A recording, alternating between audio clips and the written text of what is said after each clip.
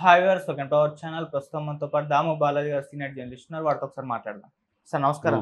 Sir, Bharat Pakistan మధ్య Trump యుద్ధాన్ని ఆపారు కదా, ఇది యుద్ధాన్ని ఆపడానికి తన అవసరాలే మెయిన్ కారణం అని చెప్పేసి కూడా ఇప్పుడు ఒక వార్త బయటకు వచ్చింది. అంటే పాకిస్తాన్లో ఈయన పెట్టుబడులు పెట్టాడు, చాలా వ్యాపారాలు చేస్తున్నారు, రేపటి రోజు భారత్తో యుద్ధం వస్తే ఇంత తన వ్యాపారాలకు ఇబ్బంది వచ్చే ఛాన్స్ ఉందని చెప్పేసి భారత్ నొప్పించి పాకిస్తాన్ని కాపాడి యుద్ధం ఆపాడని కూడా చెప్తున్నారు. అసలు పాకిస్తాన్కి ట్రంప్కు మధ్య ఏం జరుగుతుంది, ఎటువంటి వ్యాపారాలు పాకిస్తాన్లో ట్రంప్ చేస్తున్నారు సార్? మరి దీనికి సంబంధించి ఎటువంటి ఇన్ఫర్మేషన్ ఉంది సార్? అమెరికా అనే ఒక పెద్ద వ్యాపారస్తురాలా లేకపోతే వ్యాపారస్తుడా అని చెప్పచ్చు. ఎందుకంటే అమెరికా యుద్ధం చేసినా, అమెరికా శాంతి ప్రతిపాదనలు చేసినా దాని వెనక వ్యాపార ప్రయోజనాలే ఉంటాయి, వేరే ప్రయోజనాలు ఏమి ఉండదు. ఈ ప్రపంచంలో ఇది అనేక సార్లు ప్రూవ్ అయినమాట. గతంలో ఐసిస్ని వాళ్ళే తయారు చేశారు, తర్వాత బిన్ లాడన్ని వాళ్ళే తయారు చేశారు. బిన్ లాడన్తో జార్జ్ డబ్ల్యూ బుష్ వ్యాపార సంబంధాలు ఉన్నాయనేది అందరికీ తెలుసు.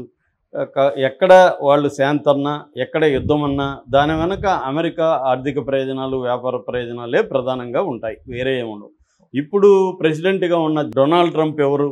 అతిపెద్ద వ్యాపారస్తుల్లో ఒకడు ప్రపంచంలో. ఆయనకు మొత్తం 144 కంపెనీలు ఉన్నాయి. ఆ 144 కంపెనీల వ్యాపారాలు 20 దేశాల్లో ప్రత్యక్షంగా ఉన్నాయి, ఇండైరెక్ట్గా చాలా దేశాల్లో ఉన్నాయి. ప్రత్యక్షంగా ఇండియాతో సహా 25 దేశాల్లో ఆయన ట్రంప్ కంపెనీలు 144 కంపెనీలు ప్రత్యక్ష వాటా కలిగి ఉన్నాయి. ఇప్పుడు ఒక కొత్త వార్తని టైమ్స్ ఆఫ్ ఇండియా గ్రూపు బయటికి తీసింది. దాని మీద నేను కొంత రీసెర్చ్ చేశాను వివిధ సోర్సెస్లో. ఇదొక సంచలనమైన వార్త ఇప్పుడు బయటకు వచ్చింది. ఇన్ని రోజులు ఏంటి అసలు ట్రంప్కి ఏంటి అవసరము? యుద్ధం స్టార్ట్ అయినాక కూడా జేడీ వాన్స్ ఏమన్నాడు? అది వాళ్ళిద్దరి గొడవ, మాకు సంబంధం లేదు, మేమేమన్నా ఉంటే ఆపమని అడుగుతాం తప్ప మేము ఇంటర్ఫియర్ కామని ప్రకటించాడు. 24 గంటలు కాకముందే ట్రంప్ యుద్ధ విరమణ జరిగింది, కాల్పుల విరమణ జరిగింది, సీజ్ ఫైర్ జరుగుతుంది, మేము మధ్యవర్తిత్వం వహించిన దానికి మేము ఆనందిస్తున్నాము, అభినందిస్తున్నాము, అసాధారణమైన కామన్ సెన్స్, ఇంటెలిజెన్స్ చూపించారు 2 దేశాలు అని పొగిడాడు. ఆ తర్వాత నేను ట్రేడ్ ఆపేస్తానన్నాను, ఇండియా భయపడింది, పాకిస్తాన్ భయపడింది, చర్చలకు వచ్చాయన్నాడు. ఆ తర్వాత వీళ్ళిద్దరు కలిసి డిన్నర్ మీటింగ్, మంచి నైస్ డిన్నర్ మీటింగ్ ఏర్పాటు చేసుకుని చర్చలు చేస్తే బాగున్నాడు. సో ఇప్పుడు ఏమైంది? అసలు ట్రంప్కి ఏం పని? ట్రంప్కి శాంతి కావాలని, ఆయనేమి శాంతి కాముకుడు కాదు. ఇప్పుడు గాజాలో 50,000 మందిని చంపించడానికి ట్రంపే కాదు, ట్రంప్ కాకపోతే అమెరికా. ఎందుకంటే అమెరికా సపోర్ట్ లేకపోతే నెతన్యాహు ఒకరోజు కూడా యుద్ధం చేయలేడు అక్కడ. సో మొత్తం హెల్ప్ చేస్తూ ఉండేది ఇదే. మరి 50,000 మందిని అక్కడ దారుణంగా చంపించిన వ్యక్తి శాంతి గురించి మాట్లాడుతుంటే అంతకంటే దారుణమే ఉంటుంది. కాబట్టి ట్రంప్ ఏది మాట్లాడినా దాని వెనక వ్యాపార ప్రయోజనాలు ఉంటాయి. ట్రంప్ పక్కా వ్యాపారస్తుడు. అతను ఇప్పటి వరకు అమెరికన్ ప్రెసిడెంట్లలో వ్యాపారవేత్త ప్రెసిడెంట్ అయినవాడు ఇతనే మొదటివాడు. కాబట్టి అలాంటి వాడు ఇండియా పాకిస్తాన్ మధ్య శాంతి కోరుకుంటున్నాడంటే నమ్మడానికి ఇక్కడ ఎవరు లేరు. కాబట్టి ఇప్పుడు అసలు ట్రంప్ ఎందుకు పాకిస్తాన్ని సపోర్ట్ చేస్తున్నాడు ఇండైరెక్ట్గా? ఎందుకంటే యుద్ధం ఆగడం వల్ల లాభం ఎవరికి? పాకిస్తాన్కా ఇండియాకా అనుకున్నప్పుడు పాకిస్తాన్కే లాభం. అందుకనే వాళ్ళు సక్సెస్ మీట్లు అవన్నీ పెట్టుకుంటున్నారు. కారణం ఏంటి? ఇండియా పైచేయి సాధించింది, ఇండియా పాకిస్తాన్ని బలంగా దెబ్బతీసింది, వాళ్ళ ఎయిర్ బేసులు 11 ఎయిర్ బేసుల మీద అటాక్ చేసింది. ఆ తర్వాత వాళ్ళ నూర్ఖాన్ ఎయిర్ బేసు, అదేంటంటే వాళ్ళ న్యూక్లియర్ ఫెసిలిటీకి దగ్గరగా ఉన్న ఎయిర్ బేస్, అది కిరణా హిల్స్ దగ్గరగా ఉన్న ఎయిర్ బేస్, దాని మీద చేసింది. దాంతో న్యూక్లియర్ ఇది కూడా, అంటే వాళ్ళ స్టోరేజ్ ఫెసిలిటీ కూడా డ్యామేజ్ అయింది అన్న వార్తలు వినిపిస్తున్నాయి. దాని మీద ఇంటర్నేషనల్ మీడియా కూడా స్పందించింది. అంటే ఒక పక్క పాకిస్తాన్ పెద్ద స్థాయిలో దెబ్బతిన్న క్రమంలో సడన్గా అయిన మోడీకి చెప్పి ఆపిచ్చాడు అంటే అర్థం ఏంటంటే క్లియర్గా ట్రంప్ ప్రయోజనాలు ఏవో పాకిస్తాన్లో ఉన్నాయి. దీని మీద ఇన్వెస్టిగేషను మొదలుపెట్టి టైమ్స్ ఆఫ్ ఇండియా బయటికి తీసిన అంశాలు ఏమున్నాయనేది ఇప్పుడు మనం మాట్లాడుకుందాం. పాకిస్తాన్లో క్రిప్టో కరెన్సీ అంటారు. ఇవాళ మన అందరికి క్రిప్టో కరెన్సీ గురించి తెలియని వాళ్ళు ఎవరు ఇండియాలో కూడా ఉండరు. బిట్కాయిన్ ఈ పేర్లు విన్నోళ్ళు ఎవరు ఉండరు. అలాగే క్రిప్టో కరెన్సీ అనేది ఇవాళ ప్రపంచంలో అతిపెద్ద వ్యాపారాల్లో అదొకటి. పాకిస్తాన్లో మొత్తం ప్రపంచంలో క్రిప్టో బేసిస్ అంటారు, క్రిప్టో బేసిస్లో పాకిస్తాన్ 9వ ప్లేస్లో ఉంది. అంటే పాకిస్తాన్లో క్రిప్టో వ్యాపారం అనేది పెద్ద స్థాయిలో జరుగుతుంది. మొత్తం ఈ క్రిప్టో కరెన్సీలో 2.5 కోట్ల మంది పాకిస్తాన్ ప్రజలు ఆల్రెడీ మెంబర్స్గా ఉన్నారు. పాకిస్తాన్ జనాభా ఎంత? 25 కోట్లు. అంటే దాదాపు 10% పైన పాకిస్తాన్ ప్రజలు క్రిప్టో కరెన్సీలో ఉన్నారు. దాదాపు $300 బిలియన్ వ్యాపారం ఇయర్కి యాన్యువల్గా బిజినెస్ జరుగుతుంది పాకిస్తాన్లో. ఇప్పుడు ఏమైందంటే పాకిస్తాన్కి ఒక పాకిస్తాన్ క్రిప్టో కౌన్సిల్ అని ఒక సంస్థ ఉంది.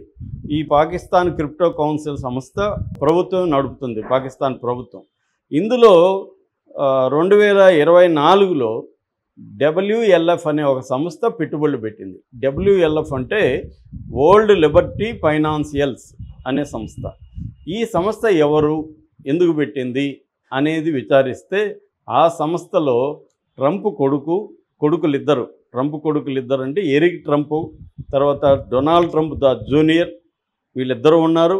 ట్రంప్ అల్లుడు జోరుడు కుష్నర్ కూడా ఉన్నాడు.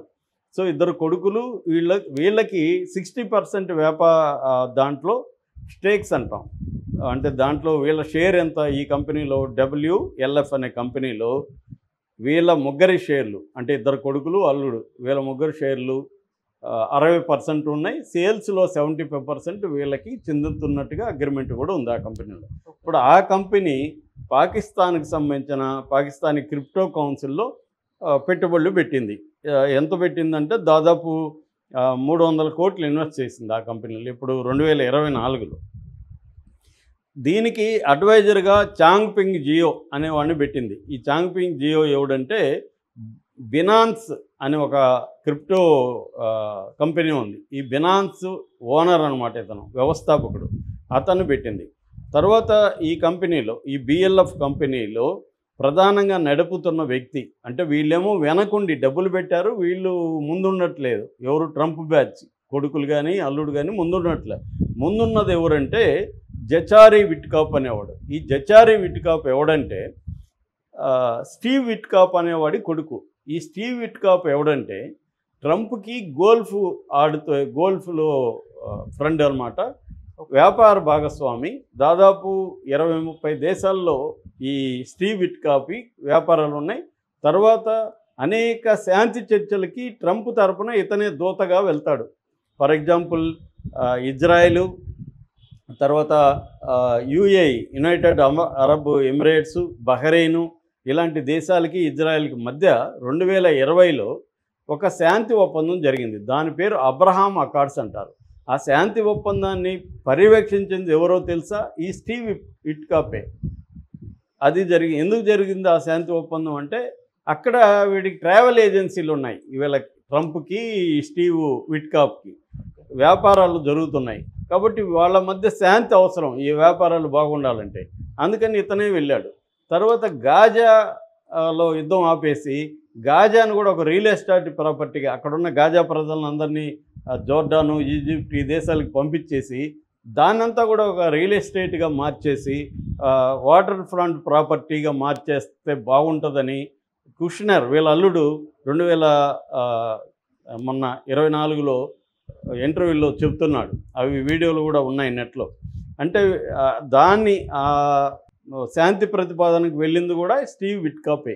అట్లాగే రష్యా ఉక్రెయిన్ వారు ఎందుకు ఆపాలనుకుంటున్నారంటే, ఉక్రెయిన్లో రేర్ ఎర్త్ మినరల్స్ ఉన్నాయి.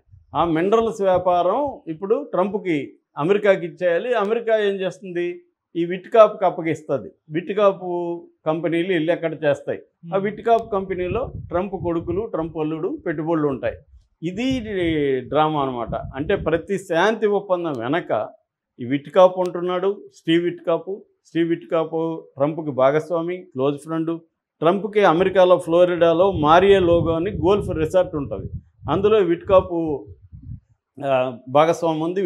ఈ స్టీవ్ విట్కాప్ ఉంటాడు. ఈ స్టీవ్ విట్కాప్ కొడుకే జచేరీ విట్కాప్ అనేవాడు ఇప్పుడు పాకిస్తాన్లో వ్యాపారాలు ఫ్రంట్లో ఉండి చేస్తున్నాడు. అతను షహబాజ్ షరీఫ్ను కలిశాడు, జస్ట్ యుద్ధం ముందనమాట. షహబాజ్ షరీఫ్ను కలిశాడు, అసీం మున్నీర్ను కలిశాడు. సో వాళ్ళు కలిసింది ఎక్కడ, మళ్ళీ ఈ నూర్ ఖాన్ ఎయిర్ బేస్, మనం ఎక్కడైతే అటాక్ చేసామో న్యూక్లియర్ వెపన్స్ దగ్గర, అక్కడికి పోయి కలిశారు. అంటే ఇదంతా ఒక కుట్ర జరుగుతుంది. అమెరికా పాకిస్తాన్ కలిసి ఒక డ్రామా ఆడి అమెరికా పెట్టుబడులు, ముఖ్యంగా ట్రంప్ పెట్టుబడులు అక్కడ ఉన్నాయి కాబట్టి